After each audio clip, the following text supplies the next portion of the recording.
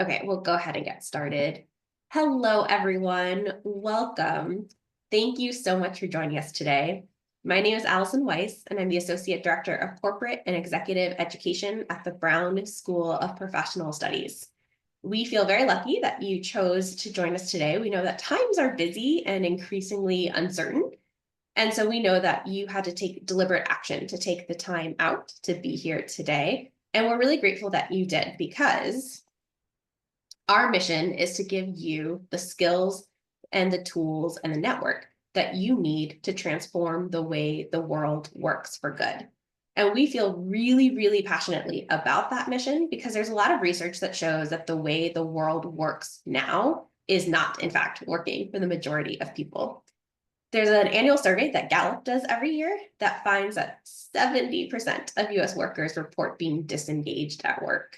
And that is a really scary statistic because disengaged workers are less likely to come up with innovative, creative, and productive solutions. But also, we have found that people who feel disengaged at work are more likely to have lower levels of mental and emotional well-being because it doesn't feel good to be disengaged for 8 hours a day for 5 days a week.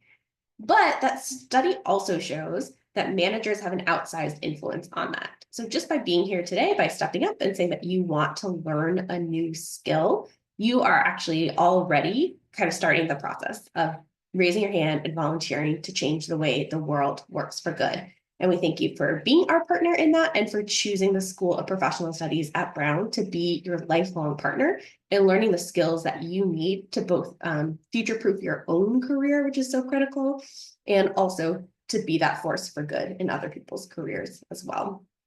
And I hope you'll continue to see us as your lifelong partner because we offer a suite of programs on in-demand skills taught through flexible formats that fit in your busy schedule. We have over 33 professional and early career masters, primarily in healthcare, leadership, and data and technology, that there's a range of options. We can customize programs for your department, teams, or organizations. We can come to you, you can come to us, and we can teach the skills that you need. And we also have over 30 non-credit programs. And today, we're going to ask you to be a part of the future of the School of Professional Studies. At the end of today's webinar, I'm actually going to ask you a couple of questions to see if you would like to see what you hear today be turned into a full non-credit class. We would love to. I think it'd be really exciting to get to do that. And so I have a few housekeeping notes, then I'm going to introduce our incredible speakers and turn it over to them. So today we will be trying to take as many of your questions as possible. We want this to be exciting for you and answer the questions you have about the topic. And so please look at your bottom bar of Zoom, click on Q&A and type and submit your questions there as you have them. You don't have to wait until the end. We're going to be monitoring the Q&A throughout today's session. And oftentimes we get a lot of really great questions, which is amazing. And so by typing in your questions as you have them, it gives us the chance to combine, to group, and to get through as many as possible. So please, when you have a question, submit it through the Q&A. If you'd like to share any comments at any time, we also welcome those. And please put those in the chat function in your bottom bar of Zoom and clicking on chat. So with that, I'm really excited to introduce and hand things over to our incredible presenters today. So John Park is our Q&A facilitator, so you'll see him return back towards the end of today's session, and I'm really grateful that he has joined us. He is one of our professors in our Masters of Healthcare Leadership program, and he's also currently the U.S. Commercial Director at Amgen. So he's a practitioner and a professor, so really knows this topic, and I feel very grateful that you're here going to facilitate the Q&A and ask the best questions that we get through the Q&A, so thank you for being here, John. And then I'm really excited to introduce and hand things over to Matt Fisher, today's instructor. He is a technology executive and founder. He's founded several companies and an adjunct faculty at the School of Engineering, and also could be your instructor for a future marketing course if you express interest at the end when we ask you the poll questions. We would love to do the course together. And so I would love to introduce him. He is a technology executive, educator, and founder with deep expertise at the intersection of artificial intelligence, marketing, and commerce. He is currently building a stealth stage AI startup backed by leading investors in the technology and venture capital industries. Previously, he served as chief technology officer and co-founder of Daydream, an AI-driven retail platform. Over the course of his career, Matt has led high-impact engineering and data science teams at Microsoft and Amazon, built and scaled multiple venture-backed companies, and advised a wide range of startups across the AI ecosystem. He's also a member of the adjunct faculty at Brown University and an alum of Brown, where he teaches in both the executive and graduate programs focused on AI strategy, applied data science, and product innovation. So welcome, Matt. Thank you for being here today to talk about AI and marketing campaigns, and I'm going to turn things over to you. Thank you, Allison, and thanks, John, for all your support. I am going to share my screen now, and we will get going. Um, Very, very excited to be here today to talk about two of my most passionate topics. One, AI, and two, marketing, which is really customers and how do we support them. But first, I'm going to start off with a little bit about me. I call this my user manual. This is really like how to engage with me and my background. I live in Seattle. I have three kids, age 3, 6, and 12. So it's a very chaotic household, as you could imagine. I love and live an active lifestyle, very, very passionate about technology and education, and I'm a serial entrepreneur. On the professional side, I've been fortunate enough to live in both the engineering world and the marketing world across my career. I spent time at Microsoft and Amazon and building some companies as an technologist. And on the marketing side, it's been really in the digital space, primarily at Nordstrom and a couple other retail companies. But I've been fortunate to blend the two together and really excited to talk to you about it today. Here's a quick view of the agenda that we have. So there's four core areas I'm going to talk through. We have foundations of what AI is and what modern marketing is, applications of how you can apply it, implementation steps around as a leader or as a marketing technologist, how do you apply them? And then we'll close with some Q&A on that. Feel free to ask questions throughout. As Allison had said, use the Q&A option within the Zoom webinar here. So let's start with what is AI? It's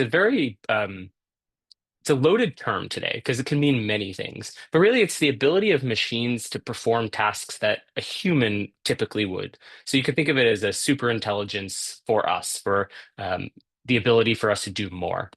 And this can be seen in a couple everyday examples. Voice assistants like Siri and Alexa that we often engage with daily, recommendation systems, kind of like what Netflix does, or even Amazon on the shopping side that analyze user behavior and apply suggestions to us.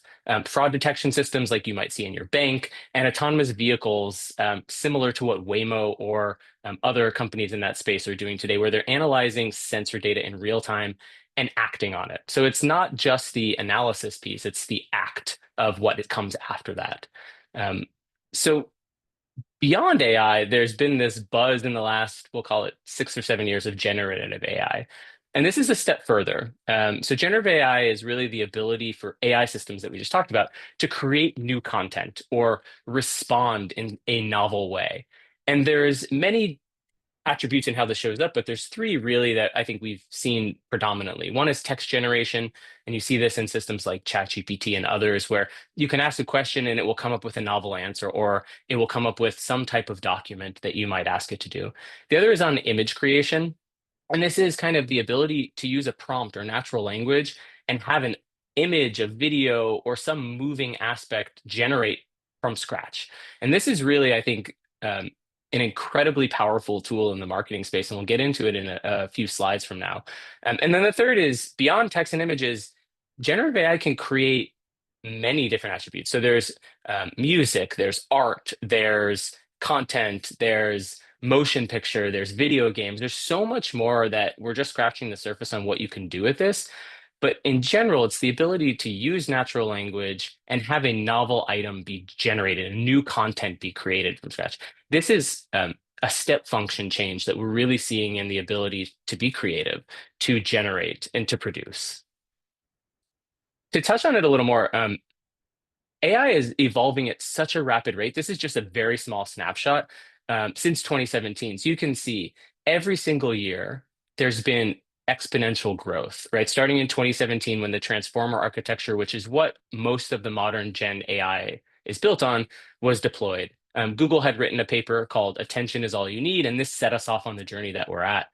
And then 2018, 2019, 2020, we went from GPT-1, which is the very first iteration of what generative AI in a consumer public way looked like, to 2020, 3 years later, we have the third version of it. And every single year from that point on, we've had a major release. And now we're at the point where every month there's a major release of either a tool or a function or a capability.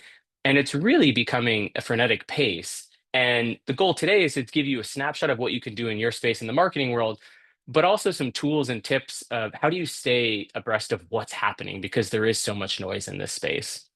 I love this. This is such an exciting time to be a builder or a marketer or leveraging some type of technology. We've never had it before. And so let's talk about what is modern marketing.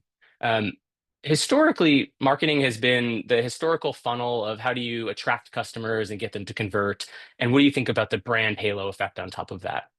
Really, in today's world, there's four pillars of modern marketing that I like to think about. There's customer centricity. So, how do we put the customers at the core of the strategy or every decision that we're trying to make? There's digital transformation, which is how do you take either a legacy view or a system and bring it into this AI world or machine learning world or technology world and allow it to help you and your customers achieve what you're looking for better?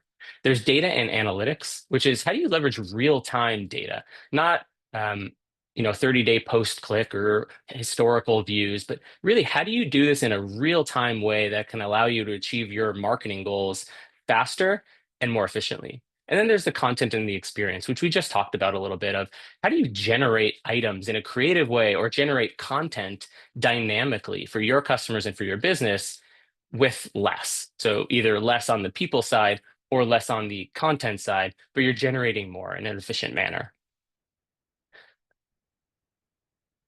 And now I want to talk a little bit more about how marketing leaders are leveraging AI. So executives are in an interesting position now where in the marketing world, there's been a tried and true recipe for a lot of what's been happening as far as how do you build a structure, how do you build a campaign, how do you think about your customer journeys. And it's shifting under our feet today, right? We have new tools, we have new approaches, we have a lot of data, but how do how do executives take a bet on this, or how do they make sure that their teams are really trained up for this? And there's a couple areas that I've noticed where leaders are really leaning in. One is on the content creation and optimization side. And so this is placing the bet on how do you automate the production of personalized materials? And this is not the historical personalization I think we all know from the past of if users clicked on an item, they might like this, or building a cohort slowly over periods of time. This is more in the moment, recreating content or recreating customer journeys based off of what that user is doing in that session. And this is a big bet I've seen a lot of marketing leaders bet on, which is how do you make it hyper personalized? How do you approach it in a way that in the session, in the moment, the user, the customer is seeing the actions apply from what they've been looking for or what they've been searching for, what they've been navigating through? The second is on campaign and performance analysis. Um, I think a lot of marketers and marketing strategists and even strategists might be very familiar with, post-campaign analytics of looking at how did it perform, maybe running an A/B or a split test and trying to understand what can we do differently this time. AI and especially Gen AI allows us in the moment or in a hybrid campaign to measure what's happening. And if you have a series of tools that we'll walk through in a minute, you can adjust those campaigns on the fly and tweak little bits that maybe help boost your conversion or your efficiency, whatever it might be looking at. And so a lot of marketing functions now are becoming more data centric, meaning in the past, when a marketer might have had a specific function on just one area of the marketing stack, maybe it was just a search or an email campaign. Now they're being asked and being pushed into this hybrid world of how do you leverage technology? How do you think about analytics and how do you apply it in the moment? And this is a big area where I've seen a lot of leaders upskill their teams in the data centric way. And then we have customer journey mapping. This is really the understanding of where are your customers coming from? What's the actions that they're taking going through the funnel or the historical funnel? And how do you do it in a dynamic way? And so there's some tools with AI that allow you to really know and see in the moment and maybe course correct in the path if you want customers to take a different flow. And then the last two I want to talk about are operational streamlining and scaling. The marketing ecosystem is robust and there's a lot that can happen within a campaign. The streamlining of it, leveraging something called AI agents, is a big area where I think marketing leaders have an opportunity to go a little deeper, and they're starting to pick up on it. but it allows individuals to move away from maybe the back office areas that marketing strategists and others had been focusing on and were time consuming, and allow them to focus on more of the creative aspects of building a campaign and making sure that they're really speaking the brand truth that they want to focus on. And then on the scaling side, AI is an augmentation, right? It's there to help scale a system or take some of the work off, or even come up with those creative ideas that you can replicate. So, how do you think about, if you're a retail company, the ability to generate multiple different images that might fit different body types? Or how do you think about the ability to generate content in different languages without going through a traditional translation system? All of these areas are really at the forefront of what marketing leaders are thinking about today. And it's a heavy thing to think through, right? There's so many opportunities and there's so much noise. It really comes down to, what tools do you have? How do you want to upskill the individuals that are working in your area? And then also, how do you want to build a brand around something that is dynamic? So one way that I really personally like and think is beneficial in this is to create and cultivate a growth mindset. And so this term, growth mindset, was popularized by Microsoft CEO Satya Nadella, and it's really the approach of continuously improving your resilience through learning, right? Like, how do you think about not being a know-it-all, but a learn-it-all? And so soaking up and absorbing, and this is kind of the place we're in now, which is, there's so many things happening in the AI space and the marketing tech space and beyond. How do you approach it in a way, or how does a leader approach it in a way of a series where they know they don't know everything? And that's a hard place for an executive to be vulnerable and talk about. But it's really the only way we're going to get to this spot where we can adapt and learn. And so I love this idea of growth mindset. It's something that I try to practice, where I don't know it all, and I don't think anybody does. And the best thing you could do is absorb the knowledge, look to others who are in this space, and learn it all. So let's jump into kind of, now that we have a foundation of what AI is at a very base level, let's talk about some personalization at scale case studies that I think really hit home on this. So a leading US retailer um, wanted to transform their customer experience. And this was a legacy retailer. And I specifically haven't named it here because I don't want to persuade kind of the approach that they took. But this was a legacy retailer who historically had a very strong marketing presence, and they were in a direct to consumer business, right? They, over the last decade, have slowly moved, I guess, below the benchmark of where they had been and what they were doing, because they didn't adapt to this new world of social, this new world of instant gratification, this new world of scrolling, and this new world of hybrid approaches of personalization. And so they saw their place on kind of the leaderboard drop and drop and drop and drop. And it wasn't for lack of creativity, or it wasn't because lack of talent. It was lack of adoption of the technology in the marketing space that really has shifted over the last decade. And so about 24 months ago, maybe a little less than 24 months ago, the CMO of this company decided that they wanted to approach this new world and really transform their entire marketing system. And so they went through four core areas of this transformation: the data integration, their predictive intelligence, their omni-channel orchestration, and their continuous optimization. And what this means is, really, they took a look at everything that they had, all of the data over the last 80 plus years. It's a legacy company. And they said, how do we really orchestrate this or bring it together across the multiple business units we have into one single data estate, right? And this could have taken them years to do because it's very complicated. But they looked at a couple AI data tools and data systems and databases and found a way where they could accelerate it. And they did it within a short period of time. It was 3 months for them. And they brought together 12 different digital touch points into one unit. And this allowed them really to build the foundation of how they wanted to grow. Now, this, I think, is a very common approach and common problem that happens, I think, in a marketing landscape, especially in consumer businesses, where you have n number or multiple number of utilities that you could pull data from, and it becomes complicated. And over time, it just grows out of control and becomes unwieldy. With the recent data tools and AI tools, this is becoming much more of an easy problem to solve. And this is what this company did. Some of the tools that they used, I'll talk about in a minute. But for them, they found three different tools that allow them to stitch everything together, have a 360 view of their customer, and really understand their customer journey. Once that was done, and that was both the engineering team and the marketing team working together in concert. And that's really kind of the future, I think, of where we're going, where you're going to have these hybrid teams where it's not just an engineering or it's not just a business or not just a marketing team, but it's going to be a hybrid group, right? You have to be able to move quick and adapt. And I think that's really powerful. Once they had that, they went to their predictive intelligence transformation. And with this, they worked closely with their engineering counterparts and they deployed a bunch of machine learning models which again were based off of some Gen AI and AI tools that allowed them to really understand the patterns that had happened over the last decade where they saw themselves slip behind in both their messaging, their marketing, and their ROI. And with that, they created a personalization system. And not just that historical personalization of you take action and we make recommendations, but the hyper personalization system I talked about a few minutes ago, which is in the moment they understand these cohorts and these user behaviors, and they were allowed to shift their campaigns dynamically as users were engaging with them. And they had fantastic results. Their personalization system saw accuracy of about 92%, which is phenomenal. I think this is one of the highest accuracy rates I've seen. An accuracy rate here means that they were able to solve the customer pain point in the moment of that campaign. And a campaign was a single session for them. So it's very, very powerful. The next thing they did was looked at their omni-channel experience or orchestration.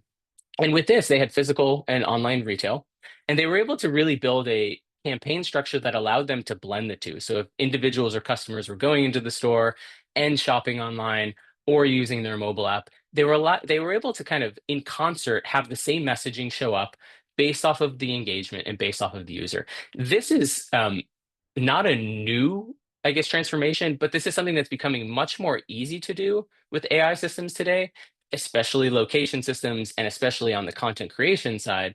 Marketers are essentially able to work seamlessly across those environments where in the past it was more of a challenge to do so. And then the last bit was on their continuous optimization or their testing piece. So A/B testing, split testing, multivariate testing is all part of the common nomenclature and business of marketers, but it's historically been testing post analytics retest. The new AI stack, especially on the Gen AI side, is really pushing us to be testing in micro engagements. So maybe it's a single session, maybe it's two sessions, but changing customer by customer behavior in an experiment for a specific set of users or one user is really the future of where we're going. So you no longer have to wait, months or 30 days or whatever it may be to find your results and adjust. And for this retailer in particularly, they went down to a very short cycle and was testing their experimentation routes within days. And this really pushed them through the roof. So their experience was over all of this, over the period of their transformation, they had about a 30, just under 30, 27% click-through increase. This was phenomenal. This was across their entire stack. This was email, this was paid ads, all up. Pretty stellar results. They had an 18% conversion lift off of that 27% CTR increase, which again is phenomenal. And this goes to how they looked at the entire growth loop or the whole marketing funnel and applied these, not just a single campaign, but how does your email system talk to your paid performance marketing team, and how does that talk to SEO and then your content on site or in store? And for them, that was a huge, huge aspect is they were able to not just show more traffic, but also see the conversion lift. And lastly, what they cared about most deeply was how did the customers react? And they had a 32% conversion on the customer satisfaction side. So their NPS score went through the roof. This was really proof for the marketing team who took the bet, and especially the CMO, that this is the future for them. And they can't rest on legacy systems and they can't rest on the legacy brand awareness that they had, and they really needed to step it up. So this to me is a great case study of how marketers and leaders and teams really need to support this idea of evolution and transformation.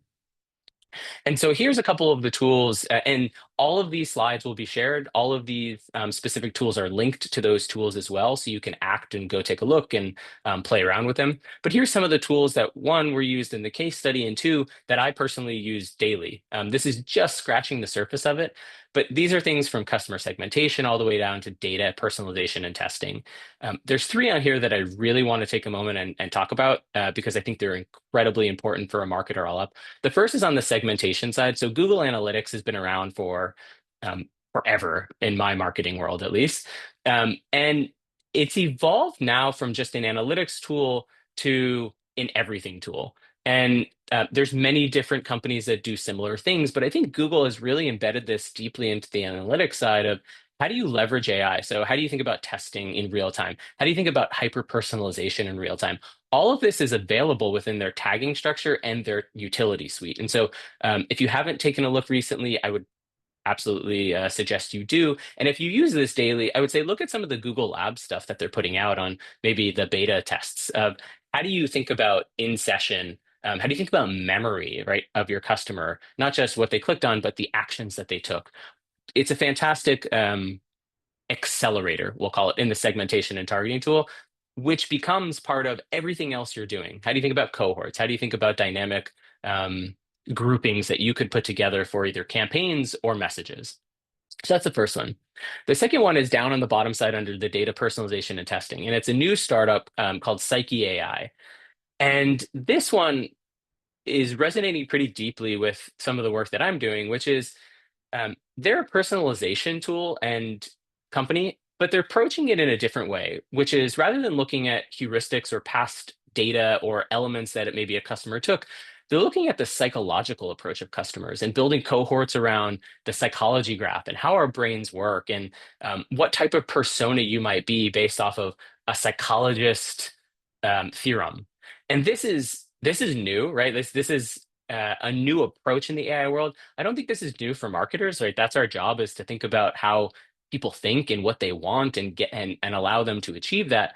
But Psyche's really pushing the boundaries of how do you leverage AI to, in the moment, understand what the psychology of that individual is, even if you don't know anything about them. And so I'd say take a look at what they're doing. Phenomenal new startup, and I think they're really going to change the personalization world. And then the third is on the bottom left is Surfer SEO. And so when we talk about campaign execution and optimization, SEO historically was like the place you had to go for your um, ability to show up in the world, we'll say, right? Outside of paid. And it really was stemmed on content and creation and tagging. But in this new Gen AI world, it's shifting, right? A lot of search is moving from Google into some of the foundation systems like Perplexity or ChatGPT or Gemini. And SEO isn't quite as important, or we don't think it's as important. We're not quite sure yet in the historical sense. And so Surfer is a fantastic AI tool that will allow you to better understand not just how your SEO is showing up and giving you recommendations for historical showing, but pushing you into this new world of Gen AI. Like, how do you think about the content you have and how it shows up in ChatGPT, right? How do you think about the content you put out in the world and how it shows up maybe in a footnote of a research paper that one of the foundation systems is building? And that is, I think, a big question mark for a lot of marketers today is how do I shift into this world to show up in an area where you can't just have, a Google robot crawl your content anymore. And so I'd say take a look at that. Every tool on here, I highly recommend. They're fantastic augmenters. And so once you get these slides, have fun and play around with that. I think the buzzword of the century, or at least the last 18 months, is agents, agents for this and agents for that. But I think marketing has such an opportunity for this AI agent system. And so, for context, AI agents are really autonomous systems that will analyze data, will make decisions, will execute on actions, and will report outputs from that. And so, you can think of it as a really intelligent system or coworker that is acting on instructions that you're giving it. And we're just at the beginning of this. It's a very novel idea of how you can use these autonomous systems um, for your work, meaning you're training it on your company's data and your marketing point of view, and maybe your book of materials. But the four here are really great use cases I've seen excel in the last year or so, or even in the last 6 months. And those are campaign optimization agents. So, how do you think about powering marketing systems for your campaigns, your budgets, your creatives without a human looking at it daily? And so there have been systems in the past where you can set rules around it, but they miss the context of what's happening in the moment. And these AI agents are doing that. So you can give it the rule set, but it's also understanding the context and in moment actions and adjusting on the fly. And so this is an area where, again, you can remove some of the human capital that was focused on that and allow those individuals to do more of the creative work. Another example is on the customer engagement side. So this is, I think, an evolution. It's not necessarily brand new, but we've had chatbots for a while and systems that were taking, a tree diagram or a flow of questions that you could give it. The agents now in this area, whether it's customer service or other areas where you might have had a chatbot, they're able to have awareness. And awareness means really the ability to have a back and forth flow, whether you've given it the context to train on or the corpus of information you want to talk about or not. You obviously set parameters and set rules and guidelines around what you want to talk about and what you don't want to talk about.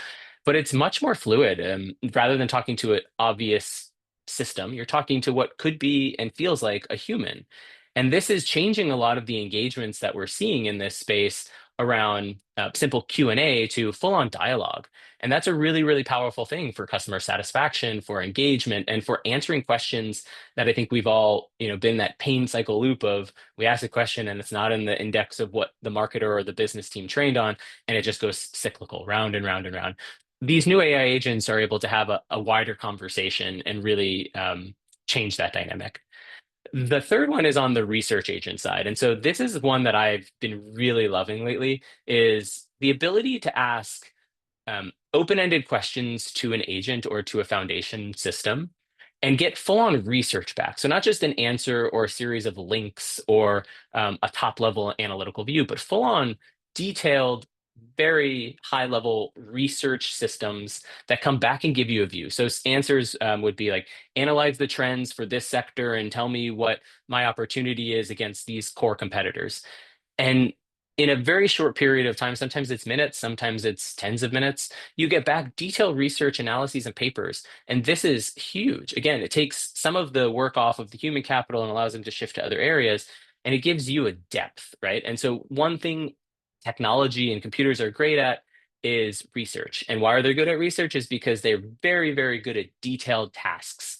And as humans, we just don't have the capacity to go as deep as those systems might. And so why not just leverage them?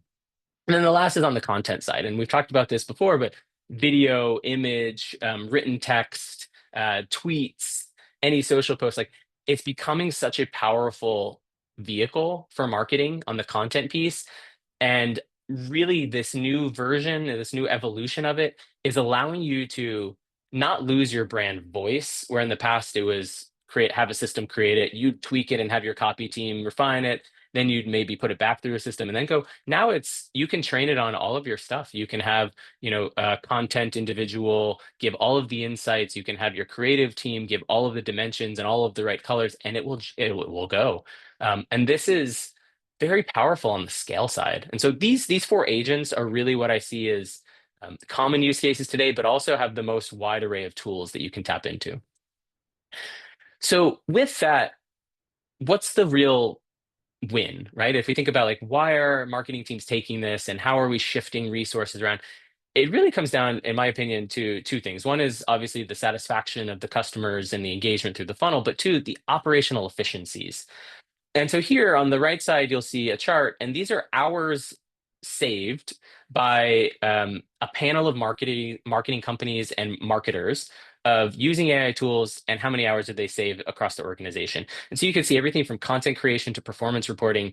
There are, 20 plus hours on the minimum saved up to 60 plus hours, and this is per month. And so you can understand that there's a lot of shifting of focus and efficiency gains with these AI tools. And it doesn't mean these teams that answer these questions adopted the full AI stack or the full AI approach. It means maybe they picked a tool, one tool. Maybe it was Adobe Firefly for image creation or editing. But it saved them so many hours. And as an executive or a marketing leader or an individual, really hours are the commodity that you don't know how to expand on, or you can expand on. And so this is a way for us to really go a little deeper on it. And so I thought this was a powerful study that came out. This was 2023. So you can imagine this is exponentially getting better and better and better since the last 2 years as tools have come out. Now let's talk about as a leader or a marketer, everything comes down to ROI, right? Like what's the ROI of our engagement? What's the ROI of time? What's the ROI of our investment? And when we think about marketing, it's not just single channel anymore because that's not how we show up as customers. It's cross channel. And so when I think of the AI system, ROI measurement becomes a little easier here, to be honest. It's a way where you have tools that look across everything. You can adjust your flow so you don't have those drip messages that maybe aren't as ROI effective for a certain individual or cohort. And it shows up in four buckets, right? And this is really what our success lives and dies by, right? So unified channel analytics. So this is how these new systems can aggregate metrics across all channels and look for ROI, success, or visibility. And this was manually done in the past, or maybe done by a tool like Google Analytics. But there's always things that get missed, right? So how does SEO ROI impact your paid performance? And it was a little bit of science and a lot of art historically on this. And now we're shifting to a lot of science and still some art, but more on the foundation side. And there are some fantastic tools. Again, Google Analytics, I think, is leading the charge in this, but there's several others that are fantastic. Of how do you think of channel measurement in a either multi-touch attribution, which is the holy grail, or how is your AI marketing campaign showing up in a journey step? Meaning, how many times did a customer engage with it, or how many times did that content get dropped before it was in the right moment or the right step?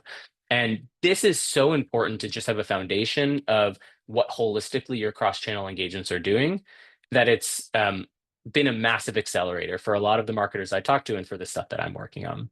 The second is the advanced attribution. So again, multi-touch attribution has been the holy grail, last click attribution, or even, attribution click windows or view windows, or if you're on the brand side, the halo effect.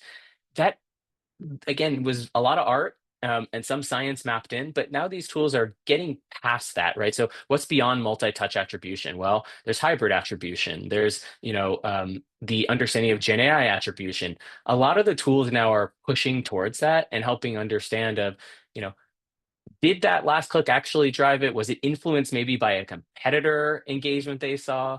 And so that Surfer SEO tool I mentioned a few slides back is another one that's really pushing on this.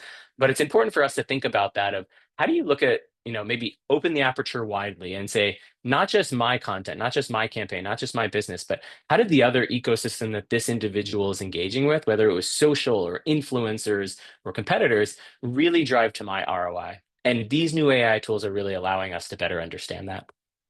Predictive performance on ROI is the next one, which is really two things. One is the forecasting before you run a campaign and getting smarter at that, looking at the intent in users, the content, again, the competitive landscape, and maybe even the social sphere. And it's also on the second side of this is allowing us to do more with our business or merchandising partners and giving them predictive understanding of maybe the ability to buy or the ability to shift merchandise.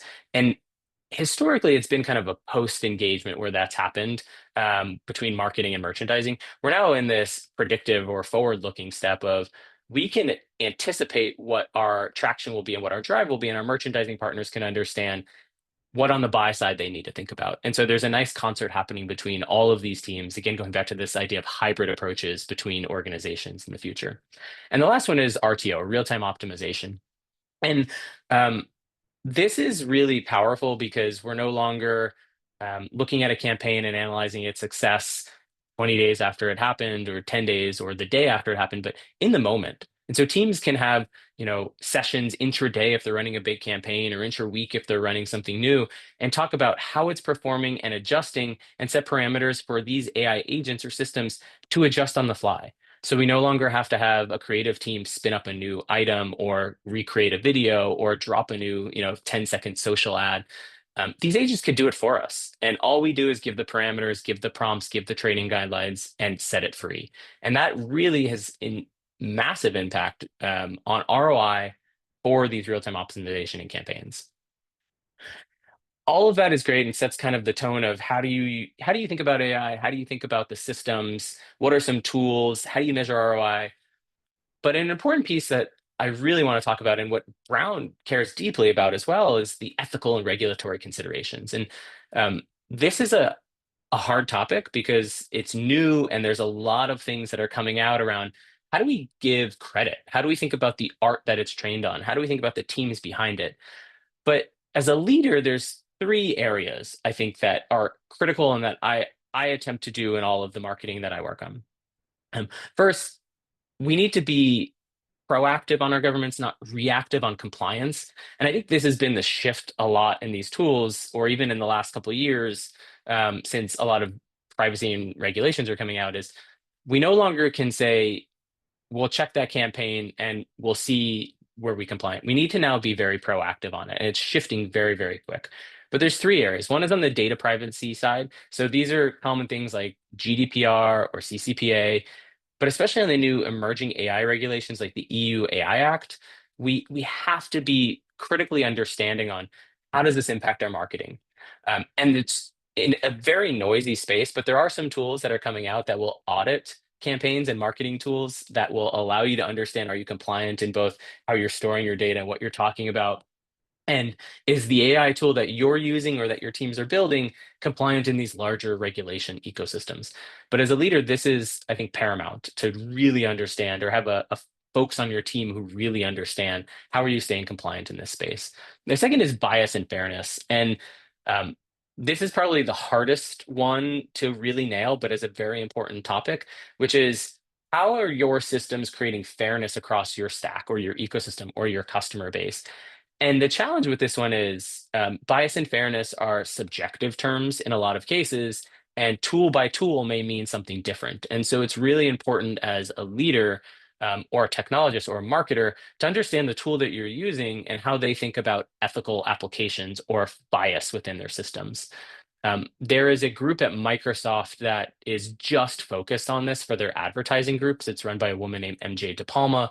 And her job is really to think about the equitable access in marketing. So, how do you think about not just the diversity piece, but how is the tools and technology showing up, right? So, how does it think about creation of different images, all the way through how does it think about the approach to the content showing up for individuals who maybe speak different languages? And so I think it is very, very important for us to also keep that in mind. And the last one is the transparency piece. Um, there's so much AI out in the world today that it's often hard to tell what is real or AI generated. As marketers, I think it's really important for us and for our peers to clearly label or acknowledge when something has been AI generated. And it doesn't mean, you have to have a footnote in every campaign, but it should be part of your ethos of we're using AI and it's helping us and it's augmenting us, but it should be transparent. It should not be a hidden item. It should not be something that we don't talk about as an ecosystem. And it will only have a better success rate, in my personal opinion, if we are present and we talk that this is here and this has been used. And so those ethical and regulatory considerations are now becoming hot topics and paramount for leaders to be present and aware of and do their due diligence and have their team members understand what they are. So all of this has been great in talking through, and I'm really excited that I've had the chance to talk to everybody. But what's next? How do you think about this? What can you do? So there's a couple of things. One is have that growth mindset. I think it's really, really important that we approach this in a way where it's we want to learn it all. We want to adapt. We want to understand the tools. No one will ever know every tool. No one will ever know everything about the system or architecture they're in, but having an open mind and not being afraid of the tools and not being afraid of the evolution or transformation is really important to staying on top of it and also being present for your customers. They're moving fast, right? They see others in the market doing things with video and image and content. And so being able to just have an open mind to it, I think is the first thing that we can all do. The second is audit your data. um, AI works as a data ecosystem, right? And so auditing what you have, is it compliant? Is it accessible? What's the quality of it? Is it in 12 different silos like that case study, or is it in one unified way? That will all help the applications that you choose to use or the systems you choose to build really accelerate and move on. So that's a huge, huge piece. And that's again in concert with your partners, either in your team or an engineering team or a business team. The third is um, before biting off everything or taking the bite of the whole apple, do a pilot test. Take one campaign, get one of the tools or sign up for one of the tools that you might find valuable and run a small test. See what it does, see how you engage with it. These are really powerful tools that can do a lot, but start small. Start incredibly small and run a test. Um, Select the appropriate tools. The slide I had was just scratching the surface, but you can see there's a lot on there. Find the tools that you really need. There's a lot of bells and whistles out there. There's a lot of creative tools and suites, but do your homework. Find the ones you need. Research, ask others in the market. Talk to peers, but really pick the tools that matter and work for you, not just the ones that come up first in maybe a ChatGPT or Google search. That's really, really important. Do your evaluations. The next one is training your team. This goes back to the learn it all mindset and how leaders show up and what they want to put out for their groups. But this is a new space for everybody, whether they've been in it since 2017, since the attention is all you need paper came out, or they're just starting in their career or just making this transformation. Invest in the team. Invest in your team to understand what is AI, um, how is marketing adapting to it, what are the tools that are here, what are the tools that are coming. Give the team or your teams or even yourself the space to learn this. It's moving very quick, but having the foundational understanding is so powerful. And then the last one is measure and iterate. Again, this is the bread and butter of marketers, right? We and you understand, how do you create benchmark or baseline metrics? How do you track improvement? Now there are tools that are helping us do this, like cross-channel, but leverage them. Don't stick in the legacy way of measurement. Think about how are you showing up in these hybrid ecosystems, and lean in and adapt to that. That's the way we all win in this. Here are some resources and learning opportunities. As Allison mentioned, Brown has a ton of learning capabilities and resources that they have in their library. Again, there could be a course on this topic. Here are some other ones, though. We have everything from generative AI for marketers all the way down to some great playbooks that are happening. And then there's a couple books and podcasts in here as well that I've recommended. Again, these slides will be shared, so all of these will be linked here. There's an endless supply of AI and AI for marketing material. I'm really, really excited Brown is leading into this space, but there's a lot out there to learn on. And so with that, I am done with what I wanted to talk about. We have great Q&A that John is going to facilitate. I'm also happy to answer any questions that you may have. So thank you for spending an hour with us today and going through the material. Thanks for the pass off. Wonderful job, Matt. It was a lot to absorb, and the people are on fire here with questions and have certainly been attuned to the things that you've been talking about. I'm going to start with one here where several folks have asked. You had a great use case that you went through here. If somebody wants to actually adopt AI into their customer journey, but they can't do all of those things at once. You gave a very comprehensive, it was kind of an all-in approach there. And they want to jump in knowing that, okay, implementing these is going to take a minute. Any recommendations on how to go from today's customer journey to the ideal customer journey, and making choices so that they can phase it in? Yeah, that's a great question. And spot on. I gave you kind of the full gamut of all of the opportunities today. By no means do I expect or anticipate teams or companies will go full force into that. I think the first thing I would recommend for that is get the data foundation and data state in order. And that's the best place that you can really start, which is how do you think about all of the touch points you have? Are they in a single entity or single utility? And from there, stacking on or adding things on is really important. It's kind of like if you want to build a hamburger, right? You got to have great meat and a great patty, and then you can put the other accoutrements on top of that. Data is that burger patty, or veggie patty if you're a vegetarian. And I would say start there. That's probably the best place that you could do a transformation is get everything in order, really Mm-hmm. understand what data you have and what your customers are doing, and build the rest from there. Okay, awesome. What about, we Okay, often, sorry, this I'm often sorry happens. to interrupt, but I would love to ask a question of the group, to leave the poll questions open while you ask the questions, if that's okay. Is it okay for me to do the polls? Please. Okay, perfect. So I'm going to launch the polls and I'll draw all of your attention to the poll questions. I'll read them out loud, but then I'll just leave it open for the duration of the Q&A so that, John, you can go back to asking the incredible questions. Thank you for doing that. So one of the reasons we put on these master classes, some of it is just to deliver the most up-to-date information that we can in the moment for free for you. But we also do it to test to see whether there'd be interest in us continuing to build this content into full classes. And I know Matt and I are really eager to create a class around this topic. We'd love to do it. And so I've launched a poll question.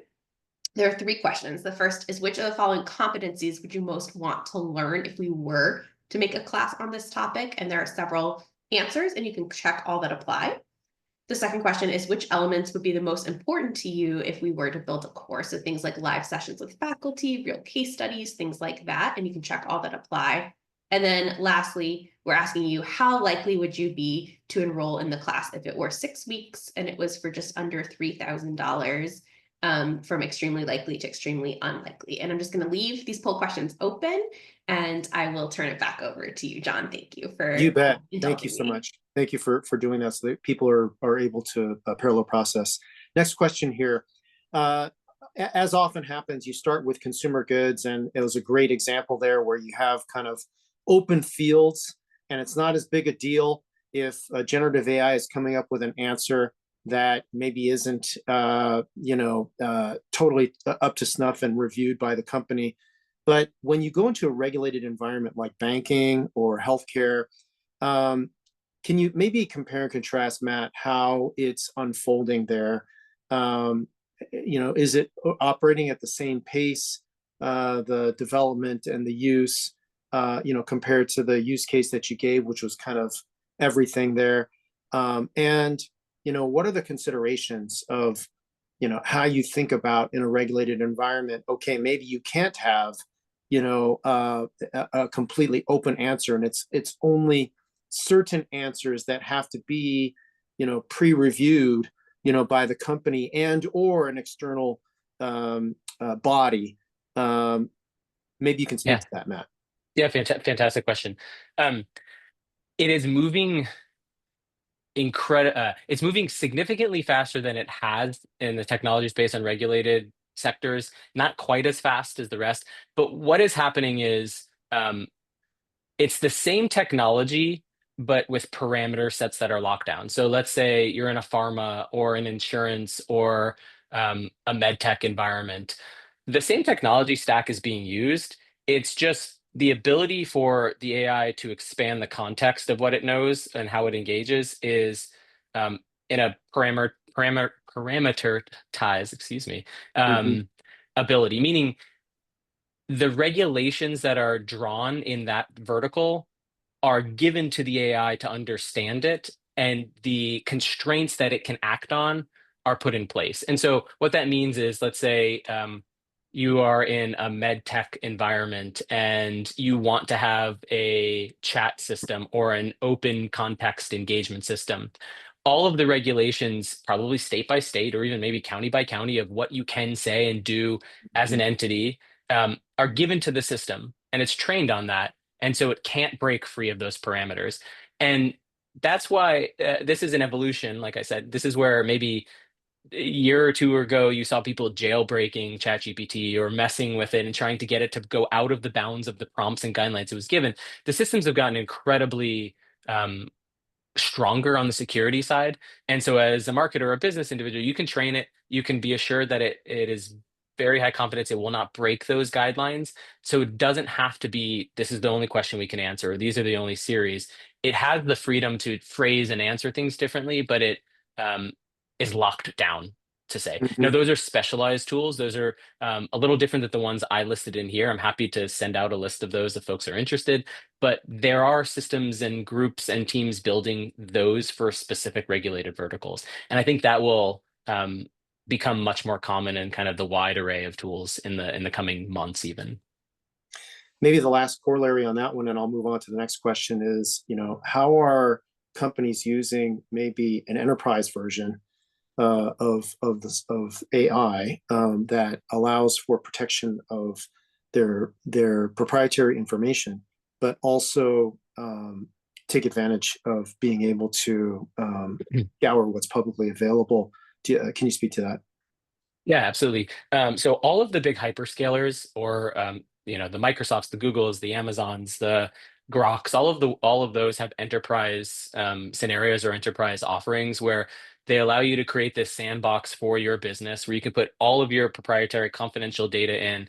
They, air gap it basically, so it's not connected to the wider internet, but it still has what today we're calling MCP, but like APIs or connectivities out into the real world, pulling it back in, using the technology stack, synthesizing it, but only on your data. So what you put in is not going out and being trained on. Whereas if you go to um, Gemini or ChatGPT today in a personal setting and you input some kind of data or you type, that goes into the larger training set. In these enterprise settings, it's not that way. Basically, it's isolated in a sandbox. You can put all of your material in there. You can train that AI off of just your consumer or company or B2B data or marketing data, but that doesn't get externally published or posted. So there's, all of the big players have that. The military has that. Everybody's kind of doing these air gapped scenarios just for that use case. And so I think as a marketing team or as a company, all up, it's really important to focus on that. These individual tools are starting to play there, but they're not quite at that same level.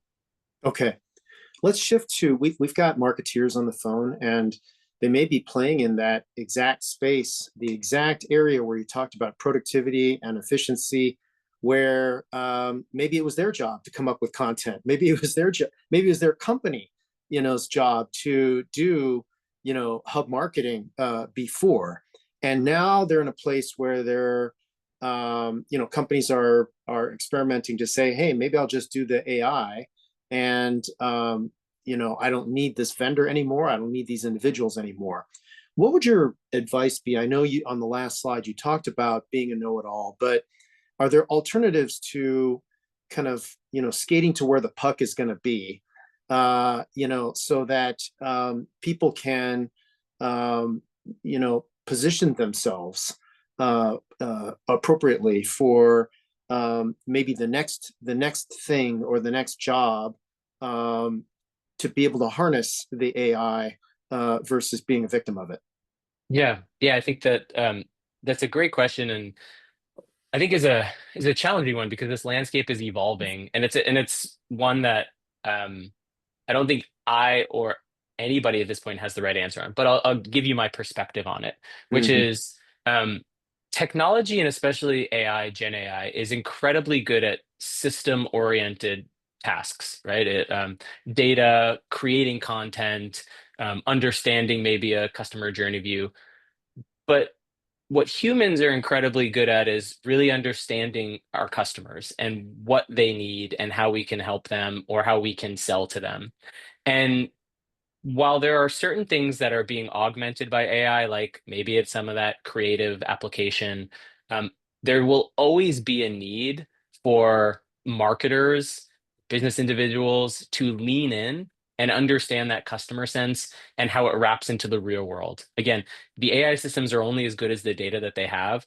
And Mm-hmm. we never feed these systems with enough data to have the full comprehensive view that we see, right? Because the world is a large place and there's a lot of things that are not just about that data that is important. And so there's a couple things of advice or pieces of advice I would say here. One is have that learn it all attitude. Try to understand this and expand beyond maybe if your focus was just content or just creative or just PPC. How do you think about the larger ecosystem and learn about that? The second is I'm not a subscriber or a believer of this AI is going to take everyone's jobs. I think Mm-hmm. it will do two things. One, I think it will augment some of the um, non-efficient tasks that take away from the really heavy hitting pieces of marketing. And Mm-hmm. two, I think it will accelerate the efficiency of what we're doing. So again, the creative team, let's use them as an example, is really about how do you create a resonating function of your brand, right? Whether it's imagery or text or some other visual representation.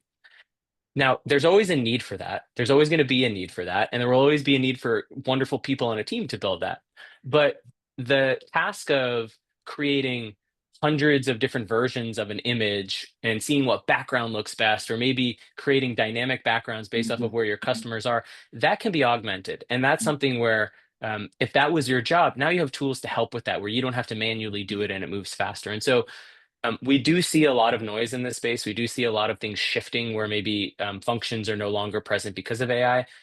I think that it is just that it's noise. Yeah. The ability of marketers and creative individuals and talented business folks will be shifting. I think that's where a lot of the power is going to be centralized, right? The understanding of how language matters, how visual representation matters, all of that is um, going to be so paramount for marketing in the future. And so um, the last thing I would say is like reach out to the community you have if you are impacted by something like that, and um, talk, like be open, be present, and engage. Yeah, maybe the last bit there is a lot of the regulated industries are a little bit behind to what Matt is saying. So, you're offering, while maybe impacted from a retail or consumer goods or fast food segment standpoint, maybe banking or medtech, is still not there yet. And so the offerings that you have are still relevant, in Yes. those spaces. Okay, Allison, we're at the top here, and I think we've covered the key questions. So appreciate everybody's engagement, and of course the session's being recorded. So if you need to go back and look at some of the answers, you can. And there were some questions about the resources, and on the slide, your very last slide, you had so many good hyperlinks that I think will address people's ability to double click. Absolutely. We will be sharing the slides and the recording afterwards. So thank you so much to both Matt and John for this incredible conversation and presentation. I learned a lot, and I can tell from the incredible questions that came in that this group did as well. And thank you all so much for participating in our poll questions as well. And be on the lookout for hopefully some future announcements coming to you shortly. So thank you all so much, and have a great rest of your day. Take care, everyone. Bye.